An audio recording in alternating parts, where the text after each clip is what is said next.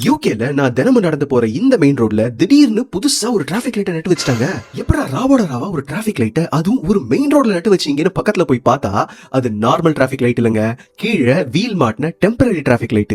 அப்புறமா தான் தெரிஞ்சது ஏதோ கேஸ் பைப் மெயின்டெனன்ஸ்க்காக இந்த மெயின் ரோடோட ஒரு சைட தோண்டி போட்டிருக்காங்கன்னு. சரி, அதுக்கும் இந்த டிராபிக் லைட்டுக்கு என்னடா சம்மதம் கேக்குறீங்களா? பொதுவா மெயின் ரோட்ல இந்த மாதிரி மெயின்டெனன்ஸ் நடக்கிறப்போ ஒரு சைடு டிராபிக் பாதிக்கும். டிராபிக் ஃப்ளோ ஸ்மூத்தா இல்லாம கன்ஜெஷன்ல போய் முடியும். இதை தடுக்கணும்னா அங்க ஒரு டிராபிக் கான்ஸ்டபிள போடலாம். பட் அது ஒரு ஸ்ட்ரெஸ்ஃபுல்லான வேலையா இருக்கும். அண்ட் ஆல்சோ மக்கள் டிராபிக் கான்ஸ்டபிள ஈஸியா ஏமாத்திட்டு முந்திட்டு போக வாய்ப்புகள் இருக்கு. சரி, அதுக்குன்னு ஒரு புது டிராபிக் சிக்னல் இந்த இடத்துல கட்டுறது வேஸ்ட். இந்த ரோடு ஒர்க் மிஞ்சி மிஞ்சி போனா ஒரு வாரம் 10 நாள்ல முடியும். அதுக்கப்புறம் அந்த டிராபிக் லைட் அங்க சும்மா தான் இருக்கும். சோ இதை சமாளிக்க தான் இந்த வீல் மாட்டின டெம்பரரி டிராபிக் லைட்ஸ். இது போர்ட்டபிளா இருக்கறனால வேலை முடிஞ்சதும் அலைக்கா தூக்கிட்டு போயிடலாம். ஆல்சோ வண்டி ஓட்டுறவங்களுக்கு இங்க ரோட் ஒர்க்ஸ் நடக்குதுன்னு டிராபிக் லைட்டை ஃபாலோ பண்ணுங்கன்னு தெளிவா போர்டுல போட்டுறதுனால அவங்களும் அதை ஃபாலோ பண்றாங்க. யாருக்கும் எந்த இடையூறும் இல்லை.